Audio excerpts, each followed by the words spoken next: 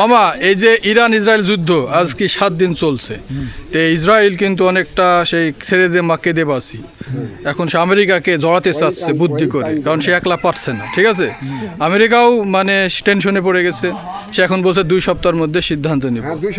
Britain বলেছে যে America জানে যুদ্ধে না জড়ায়। তো আপনি কি মনে করেন যে ইসরায়েলকে এই যুদ্ধে জিততে পারবে? ইসরায়েল যুদ্ধে জিততে পারবে না, আমেরিকা যদি যুদ্ধে জড়িয়ে যায় তাহলে তৃতীয় বিশ্বযুদ্ধ। হ্যাঁ হ্যাঁ, ওটাই সবাই আশঙ্কা করছে। তো আমেরিকাকে হুমকি দিয়েছে উত্তর কোরিয়া, রাশিয়া, চীন সবাই।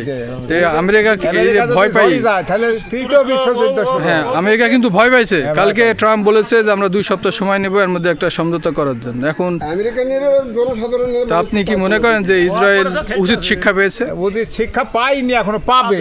কিন্তু ওদের শহরে, ওদের 5-7টা শহর কিন্তু পুরো একদম গাজার মতো হয়ে গেছে।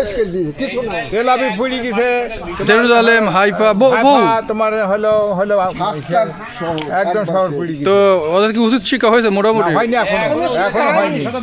ওরা যে গাজাকে যে কাজটা করছে, এখনো হয়নি। আর এই যে ইরানকে যে অতর্কিতভাবে যে হামলা করছে, এই হামলার উচিত শিক্ষা এখনো হয়নি।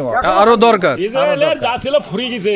হ্যাঁ, আপনি কি ফুরিয়ে গেছে মামা? ফুরিয়ে গেছে। ও নাটি ফেলা না। এখন সে আমেরিকাকে বুদ্ধি করে জড়াতে চাচ্ছে। হ্যাঁ। লাডু ভাই, আপনি কি? হ্যাঁ, এখন আমেরিকার বল এখন। হ্যাঁ, তাছাড়া তো মনে কাঁদছে এখন। ইসরায়েলে কিন্তু বহু শহর একদম গাজার মতো করে দিয়েছে। ওরা যেমন গাজাকে, আপনি আপনি কি খুশি তাহলে? আমি অনেক খুশি। ওকে ওকে ওকে লাটু ভাই।